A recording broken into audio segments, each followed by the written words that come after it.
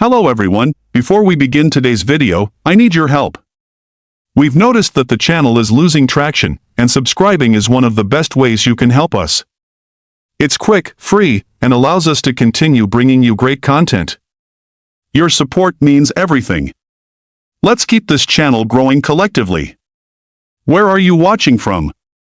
Drop your city or country in the comments below. Thank you very much. Now, let's get back to the story. This is my table. The shot snapped across the rooftop like a champagne glass, shattering, sharp, public, and deliberate. Conversations died mid-sentence. Laughter cut off like someone yanked a cord. A dozen heads turned at once, drawn by the sound of entitlement dressed up as certainty. The skyline behind them glowed with city lights, distant and cold. Above, string lights draped across the terrace like jewelry. Below, a sea of dark suits and satin gowns moved in slow, curated circles, people who knew how to look important, even when they weren't. At the center of it all stood Malcolm Reed. Tall. Black. Calm. White dress shirt. Dark vest. Sleeves crisp. No flashy logos. No loud accessories. Just the kind of restraint that usually belonged to men who didn't need to prove anything. Across from him, Celeste Whitmore leaned over the edge of a round table covered in white linen. Her blonde curls were pinned high. Her red gown fit like a warning. Diamonds caught the light at her throat and wrists, and when she pointed, her ring flashed like a blade. "That seat," she said, voice rising again, "is VIP." A small gold nameplate sat at the table's edge, polished, centered, impossible to miss. VIP. The letters looked harmless. Decorative. But in this room, that label was a border. A fence made of money and ego. Celeste's finger jabbed the air, closer now. You don't just wander into VIP like you belong. Malcolm didn't flinch. He didn't step back. He didn't do the thing people expected, no anger, no pleading, no performative smile. He simply looked at the sign, then back at her, as if confirming something for himself. Seated beside Celeste, Grant Whitmore didn't even bother standing. He lounged in his chair in a tailored gray vest, one ankle resting on the opposite knee, glass in hand. His posture said he'd never been told no in a way that mattered. His expression wasn't shocked, it was amused, like he'd just been handed free entertainment. He gave a small, dismissive nod toward the perimeter. "Can we get security over here?" Grant said, not loudly, but with the kind of tone that assumed the room would obey. A man in a dark uniform stepped in, Officer Hayes. Broad-shouldered, in his late 40s, a radio clipped to his belt. Not a patrol cop pulling up to a crime scene, this was an off-duty detail, the type hired for upscale events to keep things smooth and quiet.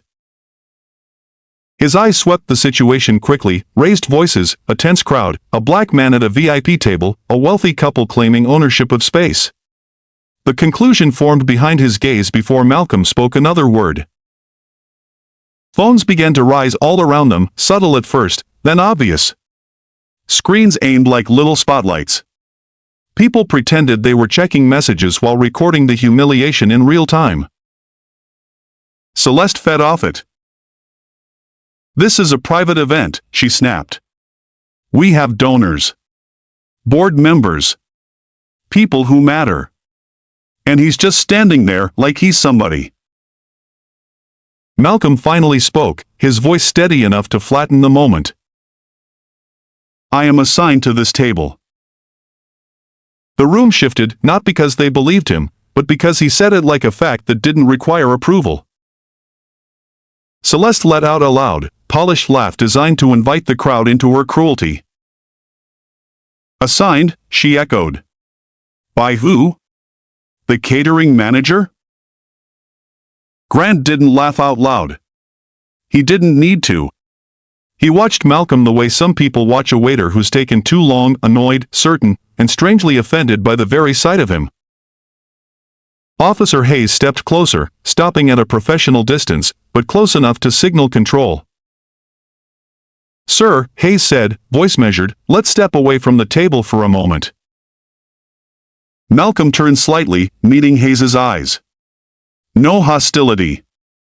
No fear. Just a look that calmly asked, "Are you sure you want to do this in public?" Before Hayes could speak again, a woman hurried over with a tablet pressed to her chest like armor. Marisol Chen, event director.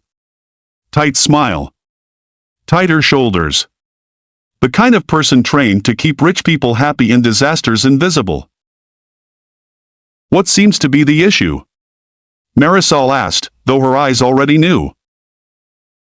Celeste didn't give her time. "The issue," Celeste said, "is that this man is at my table." Marisol's gaze flicked to the gold VIP sign. Then to Malcolm. Then back to Celeste. You could see the calculation: who writes checks, who makes calls, who ends careers. Malcolm's phone vibrated once in his hand. He glanced down briefly. No panic. No hurry. Just a controlled pause, like someone hearing a door unlock. "Before we continue, where are you watching from? Drop your city or country in the comments below. And if you believe in dignity and justice, hit like and subscribe. These stories spark change. And we're glad you're here." Now, back to Malcolm Reed. Malcolm slid the phone back into his palm and looked at Marisol. "I don't need to argue," he said, calm. "I just need you to check your list." Celeste leaned in, lowering her voice the way people do when they want their poison to feel personal. "You people always do this," she hissed. "Show up, push boundaries, and expect everyone to accommodate you." A few nearby guests shifted uncomfortably. One woman's eyes dropped to her drink. A man in a tux adjusted his cufflinks like he could fix the moment by refusing to acknowledge it. Officer Hayes cleared his throat, firmer. "Sir, if you're not on the list, you can't be in this section. Let's not make it a bigger thing than it needs to be." Grant finally spoke again, still seated, still certain the room belonged to him. "Marisol," he said, voice smooth, "come on. You know what this is. Handle it before someone important sees." Marisol's lips parted, and then she froze. Because someone important already had. Malcolm lifted his phone again, not to record, not to call for help. Just to send a single message, with the kind of precision that didn't waste words. "Hold the tranche release." Celeste was still smirking. Grant was still wearing that confident, careless look, like a man sitting on a throne he assumed was built to last. Officer Hayes shifted his weight, preparing to guide Malcolm away. And then Malcolm Reed slowly looked back at the VIP sign, then at Grant. Not angry. Not pleading. Just certain. For the first time that night, Grant's smile didn't just falter. It cracked. Malcolm didn't savor it. He didn't raise his chin. He simply nodded once, as if accepting a decision he'd already made. "Of course," Malcolm said to Hayes. "We can step away." That was what made it worse. A man who's bluffing fights to stay. A man who's uncertain argues. Malcolm complied like someone who knew the room would come running after him. Hayes guided him toward the elevator bank at the edge of the terrace. The crowd parted as if obeying an invisible current. Phones tracked Malcolm's movement, hungry for a reaction that never came. Behind them, Celeste's laughter floated bright and smug, like she was hosting the humiliation. "That's right," she called. "Take him out. He's embarrassing himself." Grant leaned back again, sipping his drink as if the whole thing was a minor interruption, already handled, already forgotten. Marisol stayed by the VIP table, staring at Malcolm's retreating back with a tightening dread.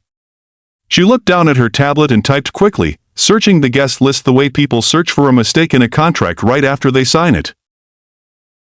Malcolm Reed. Nothing.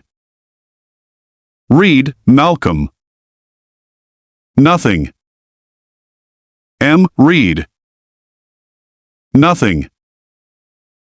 Celeste caught the pause and smiled wider. There, she said, pointing at the screen like it was proof. Not on the list. Marisol didn't feel relief. She felt the opposite. Because Malcolm's calm didn't match the role the room had assigned him. He wasn't scanning for exits. He wasn't sweating. He wasn't pleading. He looked patient. I'm not on the general guest list, Malcolm said without turning around. Check your sponsor services file. Different access. Different protocol. Celeste scoffed. Sponsor services, she repeated, loud enough for listeners. Oh my God. Marisol hesitated, thumb hovering. Then she opened the sponsor folder. A list loaded, tiered, organized, quiet. The kind of document that didn't glitter but controlled everything that did. And near the top, in a section reserved for names that didn't need place cards. Apex Meridian Capital, Strategic Partner. Marisol's breath caught. Apex. That name wasn't a donor. It was gravity. Her eyes dropped to the contact line attached to the partnership: executive liaison information, security notes, event protocol. And there it was. Malcolm Reed. Not as a random guest. Not as a +1. As principal. Marisol's face drained of color so fast it looked like the rooftop lights had dimmed. At the elevator, Hayes pressed the button panel. Ground floor, he asked. Yes, Malcolm said. Ground floor is fine.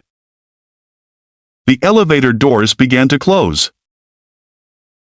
Marisol ran. Wait, she called, heels clicking like a countdown.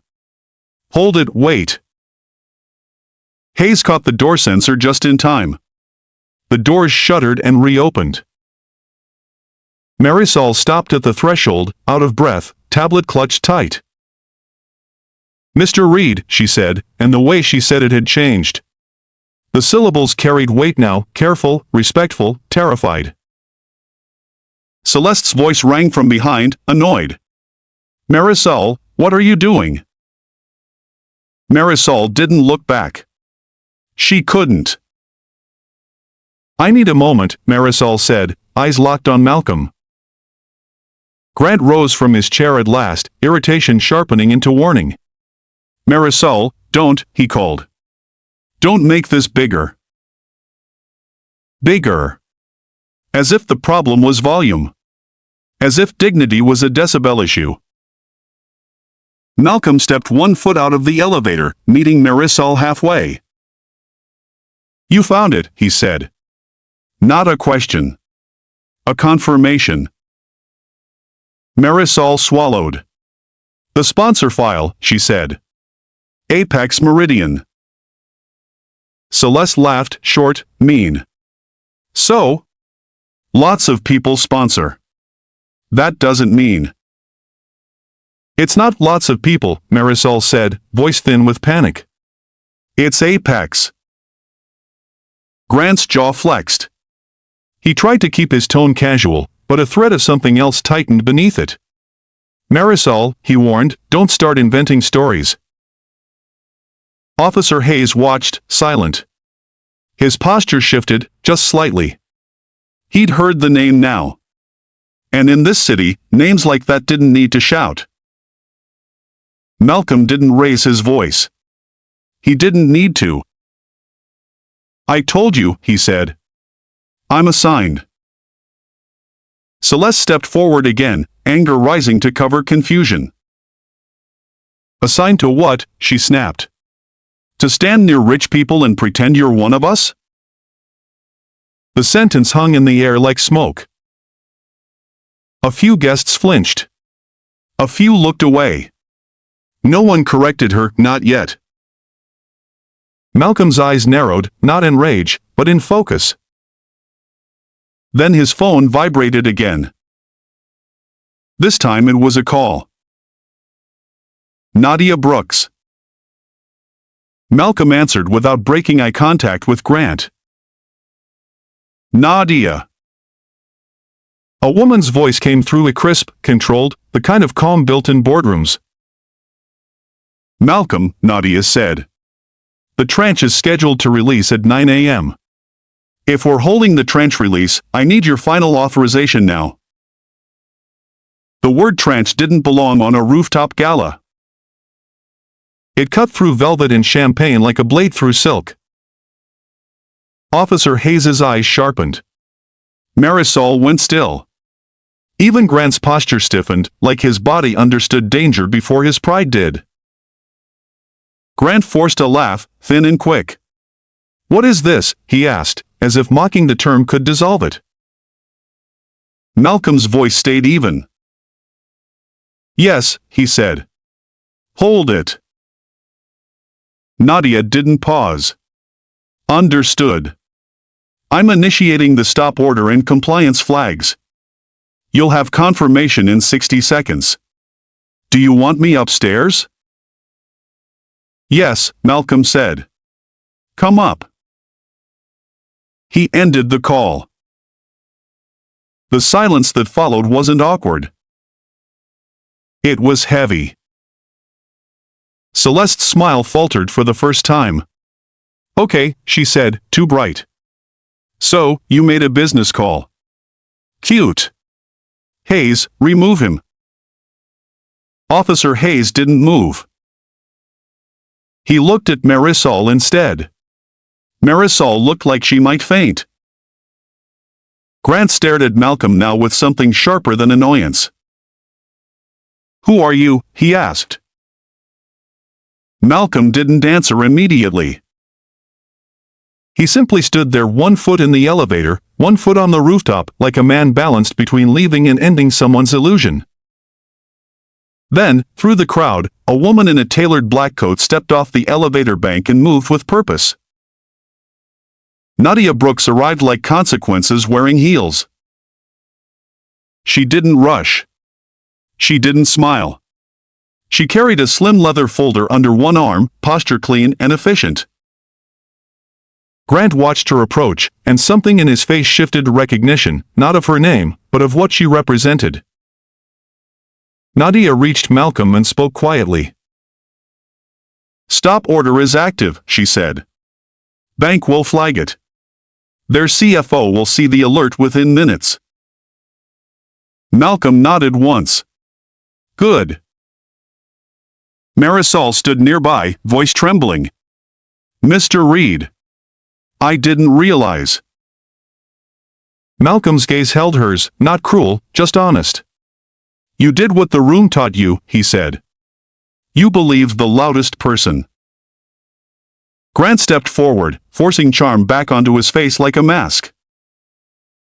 Okay, he said, spreading his hands slightly. Let's not overreact. There's been confusion. Nadia turned her head slowly toward him. Confusion is a typo, she said. This was a pattern. Celeste's chin lifted, trying to recover control. Excuse me, she said, sharp. Who are you? Nadia didn't blink. General Counsel, she said. Apex Meridian Capital. The name dropped into the space between them like a weight. A few guests stopped pretending they weren't listening. Grant's jaw tightened. Apex doesn't, he began, then stopped, because he heard himself and realized how stupid it sounded to argue with a firm he'd been grateful for in private. Celeste's eyes narrowed. If he's so important, she snapped, why would he dress like that? Why would he show up alone? Malcolm finally looked at her directly, calm as a locked door. "Because I don't dress for your comfort," he said. "I dress for my work." Grant's throat worked. "Malcolm," he said, using the first name like a rope thrown across a cliff. "Whatever happened, we can fix it." Celeste didn't know. "This is a choice," Malcolm cut in quietly. It was a choice. Grant tried again, voice dropping. "You're going to destroy a company over a seat?" Malcolm stepped closer. Not threatening. Just close enough that Grant could feel the truth without an audience. "I'm not holding the tranche release over a seat," Malcolm said. "I'm holding it over character." For a beat, Grant looked like he wanted to explode. Then his phone buzzed in his pocket like a warning siren. He snatched it out and glanced at the screen. "CFO, bank alert, tranche stopped. Need you now." The fear flashed real, raw, before Grant forced it back down. Celeste reached for his arm, whispering fast. "Grant, what does that mean?" Grant didn't answer her. He couldn't. Because to explain it was to admit the truth. Their life wasn't just wealth. It was leverage. And leverage had just shifted hands. The rooftop still glittered with lights and laughter, but the air had changed. Where the night had been about image, it was now about exposure. This wasn't the first time Grant Whitmore had borrowed confidence against future money. He had built a reputation on momentum, on appearing inevitable. He spoke in bold forecasts, wore tailored suits, hosted dinners, shook hands as if the world was lucky to touch him. But behind the curated shine, the numbers had been tightening. Not collapsing yet. Bleeding quietly. Payroll pressure. Vendors demanding shorter terms. Banks asking harder questions. Investors monitoring the situation with polite distance. Grant had done what men like him did when the world stopped clapping. He found money that didn't ask for a spotlight. Private capital. Strategic partnership. A structured investment that arrived through layers, entities, vehicles, signatures that insulated both sides. Apex Meridian Capital. A firm that didn't chase headlines. It didn't posture. It invested like gravity, quietly, inevitably, with no sympathy for what got crushed beneath it. Grant had never met the final decision maker. He didn't need to. That was the charm. He could brag about funding without ever having to bow to the person doing the funding. Celeste loved that part most. To her, money wasn't survival. It was status. It was permission to decide who mattered in a room. Tonight was supposed to be another display, another rooftop where their table announced their importance. What Celeste didn't know was that Malcolm Reed wasn't here by accident. He'd been briefed days ago. Whitmore's company wanted a critical release the next morning, funding that would stabilize the quarter, calm the bank, keep creditors quiet. Routine. Until Malcolm added one condition. Not financial. Behavioral. "I want to see them," he told Nadia. Not the deck. Not the pitch. Not the performance. Them. Because Apex didn't just invest in numbers. It invested in people.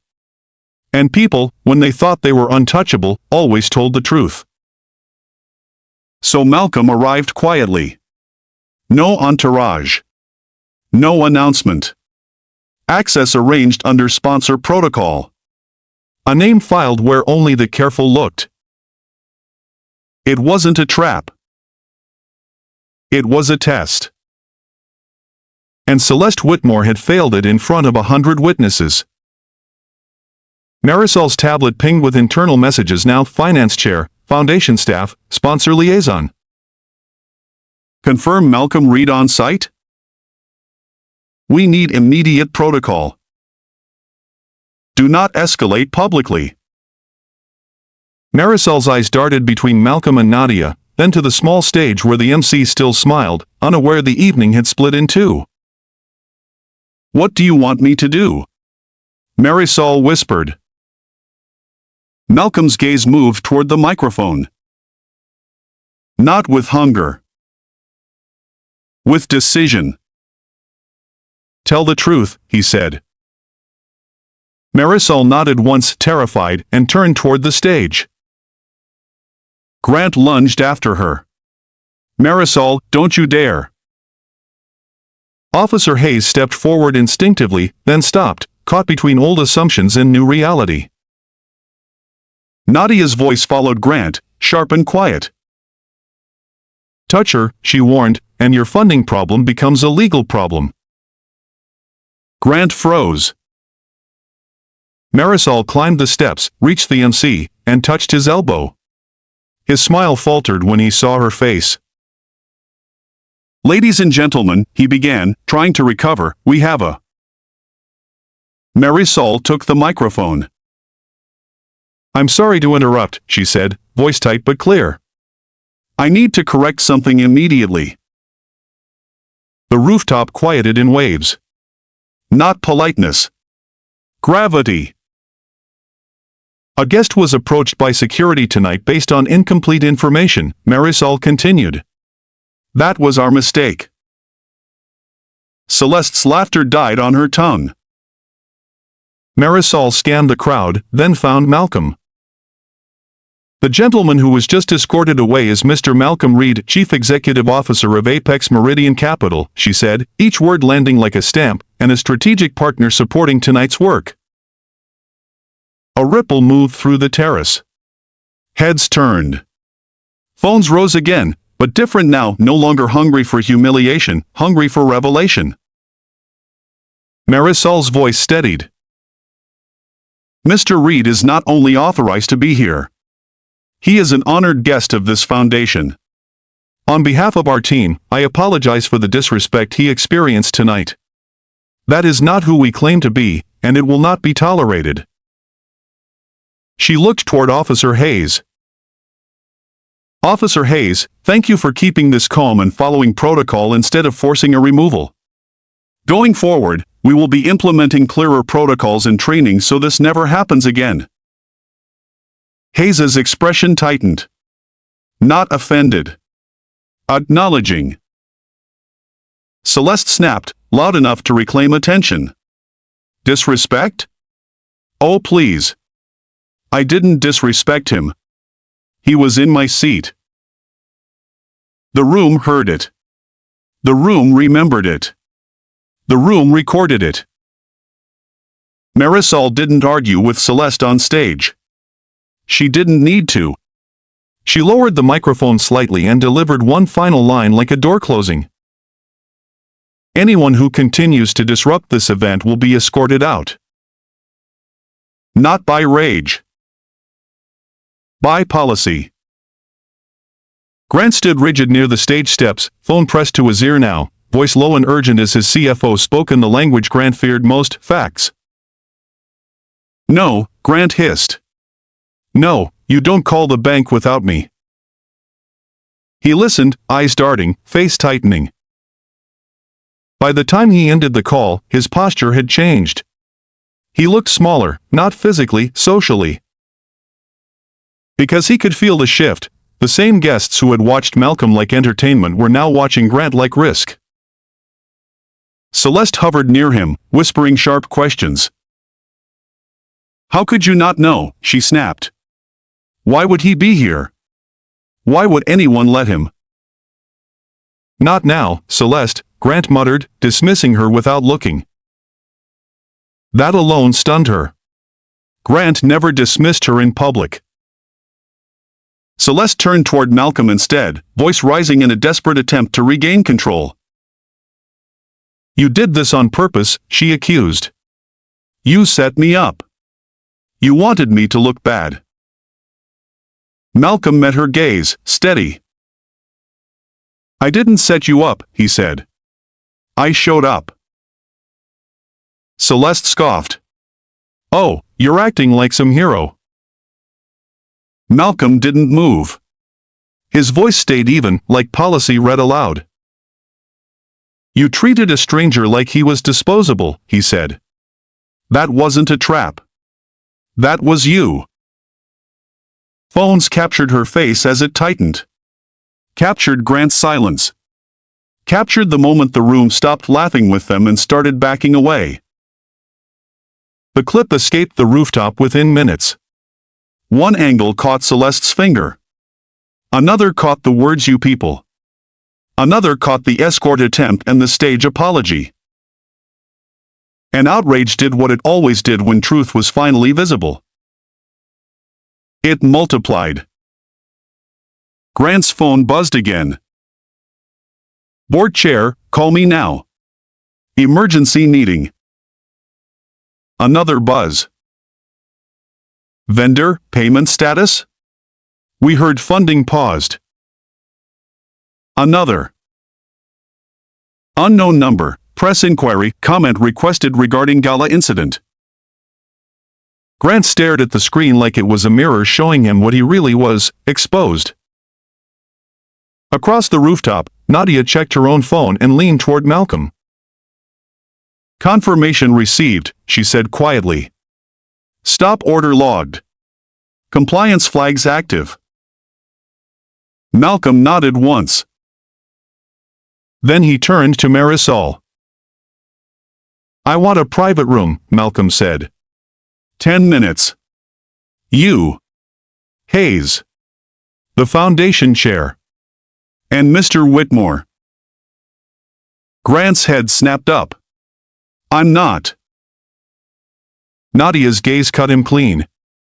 You are, she said. Because your company is standing on our money, and you tried to erase the person holding it. Grant's jaw clenched. You're enjoying this, he spat at Malcolm. Malcolm's expression didn't change. No, he said. I'm preventing a future headline. And that was what broke Grant's last illusion.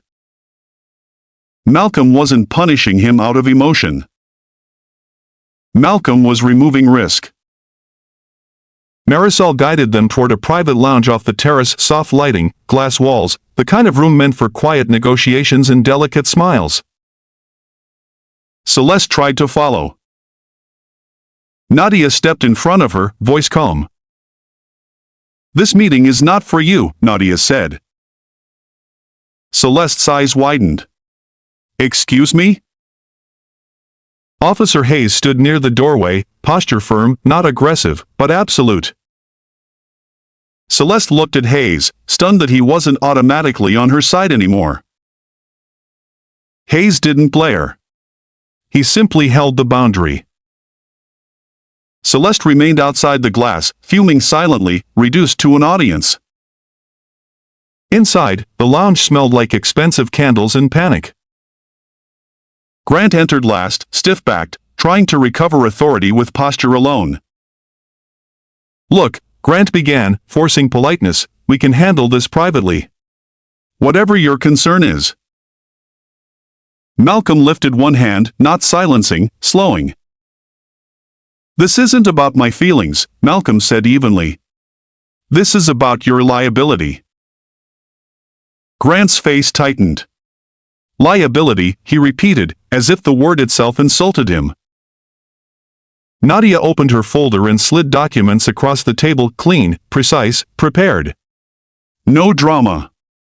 Just consequences with page numbers. This is the reputational risk clause, Nadia said to Marisol and the foundation chair. It grants Apex the right to pause, cancel, or restructure involvement when conduct threatens brand integrity, community trust, or stakeholder safety. The foundation chair's hands trembled as he read. Pause, he whispered. Cancel? Malcolm leaned forward, voice calm. I came here tonight to confirm character, he said. Leadership. Culture. Environment. Not your pitch deck. Grant's eyes narrowed. And you decided we failed because my wife got upset over a seat? Malcolm held him like a vice. No, Malcolm said. You failed because you watched someone speak to a man like he was disposable and you called security to finish the job. Grant opened his mouth, then shut it. Denial didn't sound convincing when it matched the video. Marisol swallowed. What do you want? She asked. Malcolm didn't pause for drama. The foundation still receives support, Malcolm said. Relief flashed across the foundation chair's face until Malcolm continued. But we're separating lanes. Nadia tapped the first document. Lane 1, she said. The Whitmore tranche remains on hold pending governance review and conduct assessment.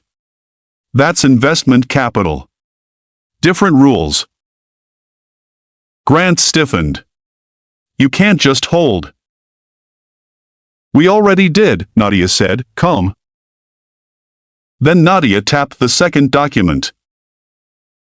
Lane 2, she said. Apex will honor its philanthropic pledge to the foundation.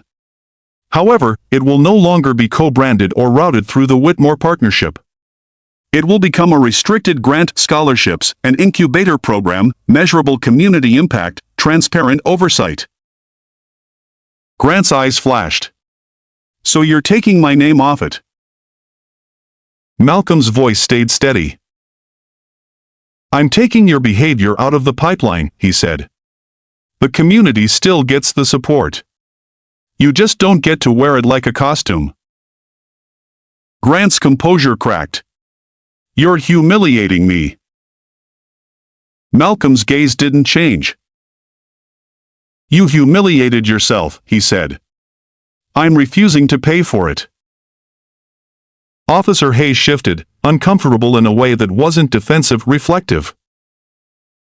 Malcolm glanced at him, tone firm but human. Tonight, you almost did what you were told, Malcolm said. This isn't about calling you evil. It's about making sure you don't ever have to guess what's right when the room pressures you to be wrong. Hayes nodded once, slow. Grant leaned forward, desperation creeping in. My company needs that tranche, he said. Jobs. Families. You're going to punish thousands because... Malcolm's eyes sharpened slightly.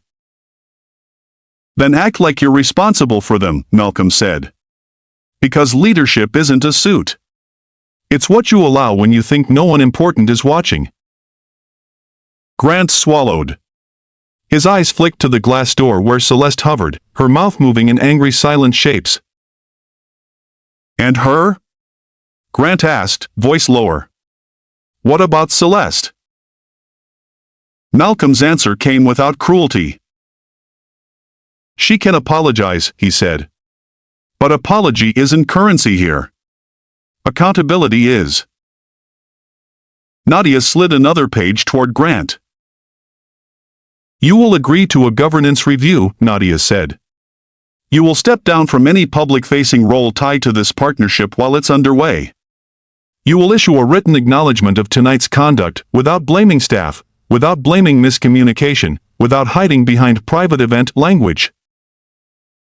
Grant's jaw tightened. You want me to confess? I want you to take responsibility, Malcolm said. Those are different. Marisol looked up, eyes glossy but voice firming. We'll implement the training, she said. We'll rewrite protocols. We'll make it public. The foundation chair nodded, breath shaky. We'll do it, he echoed, like a man choosing survival and integrity at the same time.